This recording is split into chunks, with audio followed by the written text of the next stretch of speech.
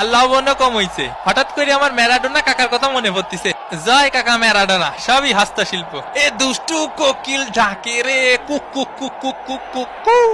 এরে রে ফারি কাকা, লিওনেল মেসি, মেসি এগিয়ে চলেছেন, মেসি শট ঠেকিয়ে দিয়েছে, মেসির কাউন্টার অ্যাটাক ঠেকিয়ে দিয়েছে। ওই পাশে সব বিরিয়ানি কেন দিচ্ছে?